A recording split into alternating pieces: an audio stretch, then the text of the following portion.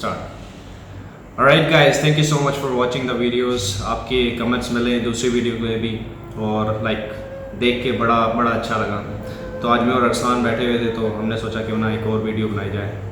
और आज का टॉपिक मोस्ट इम्पॉर्टेंट है स्टडीज़, पढ़ाई, तालीम, शऊर, in fact the education system in Pakistan. अब इसके बारे में बात की जाए तो मैं तो शुरू से इसके बड़े ख़िलाफ़ हूँ जो सिस्टम पाकिस्तान में चल रहा है। जैसे कि फॉर एग्ज़ाम्पल हमारे बच्चे स्कूल में जाते हैं, बड़े बड़े से बैग उठा के जाते हैं, पूरा दिन पढ़ते हैं, उसके बाद टीचर्स उनको घर पे काम दे देते हैं, घर पर आके पढ़ते हैं और फिर दूसरे दिन यानी भेड़ बकरियों वाला हिसाब रखा हुआ है। इसमें सबसे बड़ा नुकसान ये है कि एक 4-5 kg का बैग उठा के आप डेली बेसिस पे स्कूल पे जा रहे हैं and then you have a lot of books जो आप स्टडी करते हो और उसका कोई फ़ायदा नहीं है। Like I have done my let's start with 8th। जब मैंने प्राइमरी स्कूल दैन 8 से मैं 9th में जाने वाला था तो I was having different options like arts, science, और घर वालों ने एक ही बात में फोर्स किया हुआ था कि मेरे बेटे ने डॉक्टर बनना है। अब घर वालों को ये कौन बताए कि भाई डॉक्टर बनने के लिए 80 से 90 लाख रुपए की ज़रूरत है। और इसके अलावा अक्सर बच्चों में भी और माँ बाप में भी लोअर मिडिल क्लास में शौर नहीं होता कि हैं क्या चीज़ें, अपने बच्चे के लिए क्या चूज़ करना है। और बच्चे को ये इस चीज़ का शौर ही नहीं होता कि मैंने क्या बनना है, मुझे क्या बनना चाहिए या मुझे क्या शौक़ है। और इसके अलावा ये वो क्लासेस हैं और ये वो एज है जब आप बच्चे के ऊपर एकेडमी भी थोप दी जाती है स्कूल की तरफ से और कभी कभी माँ बाप की तरफ से। वो 5 बजे तक 8 बजे तक वहीं पर रहता है। तो इसका नुकसान ये होता है कि वो फिर उसके लिए अपने लिए कोई टाइम नहीं होता। वो पूरा दिन किताबों में अपने आप को क्या कह सकते हैं मसरूफ़ रखता है और वो उस चीज़ में फंसा रहता है और उसको उस चीज़ पे दिल नहीं लगता, उसका दिमाग उस चीज़ में फंसा रहता है। और इसके अलावा इन्हीं दिनों में एक चीज़ जो मेरे अंदाजे में सही नहीं है, इस पर we can agree to disagree, मार पीट स्कूल के अंदर। अभी हमारे यहाँ बहुत से इस चीज़ के ऊपर कहा जाता है कि अगर स्कूल में आपको उस्ताद मारता है या पीटता है तो उसका हक है, वो पुरानी बात पर वो है। लेकिन ये चीज़ इसका एक ड्रॉबैक ये भी है, बहुत बड़ा ड्रॉबैक है कि वो एक बच्चे के अंदर से कॉन्फिडेंस को ख़त्म कर देता है। हाँ, इसके अलावा और एक्टिविटीज़ की बात की जाए तो हमारे प्राइवेट स्कूल से एक बिल्डिंग लेके बैठ जाते हैं जिसमें कोई एक्टिविटी नहीं है। बच्चा सुबह से शाम तक सिर्फ किताबें ही, टीचर्स को ही देखता रहेगा, कोई एक्टिविटी नहीं है। I was going through with the Indonesian schooling system. वो अपने जब भी आप बच्चे को 3 या 4 साल के बच्चे को आप वहाँ पर एडमिशन करवाते हैं तो they don't teach you directly from the books. वो आपको मार्केट्स में लेके जाते हैं, आपके बच्चों को लेके जाएंगे और उनको बताएंगे कि आपने तौर तरीका, आपने what you have two means आपने रियल लाइफ में क्या करना है।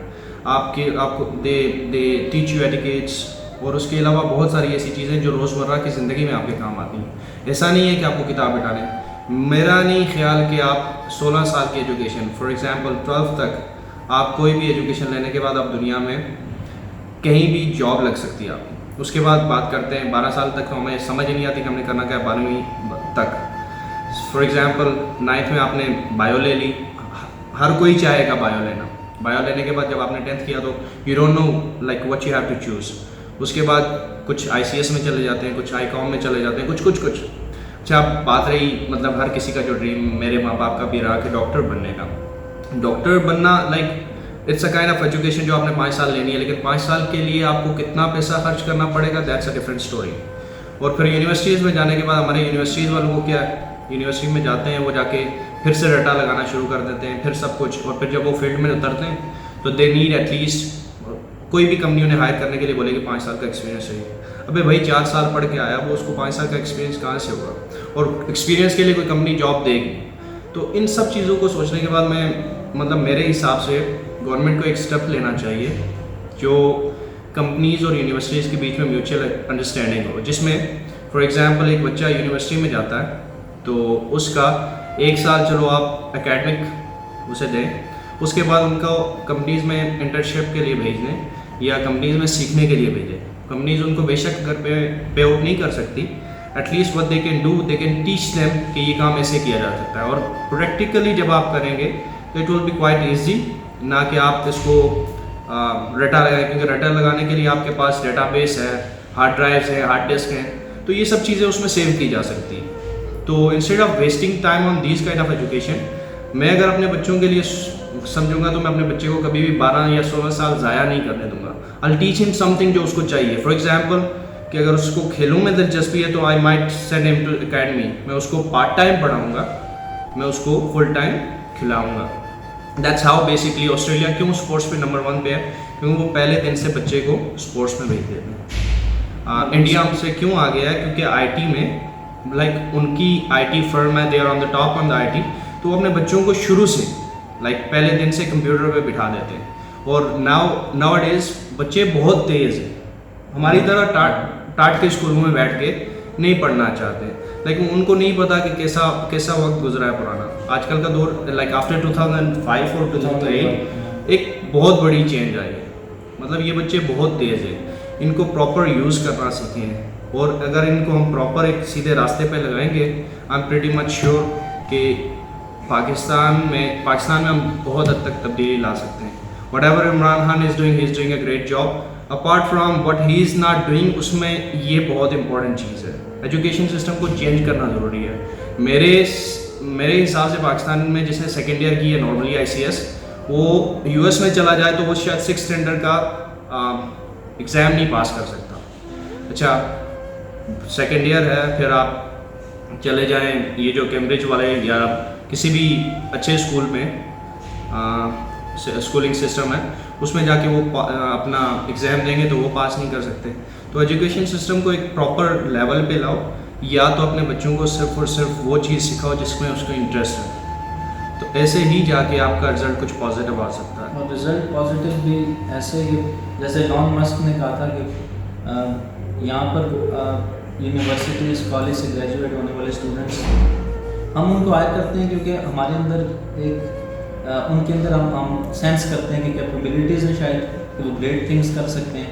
हालांकि जो डिजिटल दुनिया के अंदर जिन्होंने बहुत अपना नाम कमाया, जिन्होंने काफ़ी तरक्की की है दुनिया के लिए अपने लिए, वो ड्रॉप आउट्स थे कॉलेज से, पर स्टिल उन्होंने सारी वो चीज़ें की।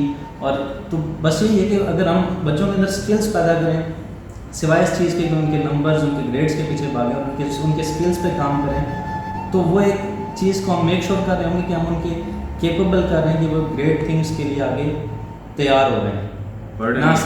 ना सिर्फ इसलिए कि उनके पास एक CV अच्छी है, उनके ग्रेड्स अच्छे थे और वो उनके अंदर ये हो सकता है कि वो केपेबल हों कि अच्छी चीज़ें कर सकें। और ये जो जिनके ड्रॉप आउट्स के नाम मैंने लिए, अगर हम इन जैसे बंदों को कहीं मिलें या आपके पास अपॉर्चुनिटी हो कि आप उनको हायर करें, तो वो एक अच्छा फैसला होगा बिजनेस के लिए और growth. Alright, thank you so much guys. इसके बारे में फिर बात करेंगे इंशाल्लाह एक नई वीडियो में। So hope you like the video. Thank you so much. Have a good day.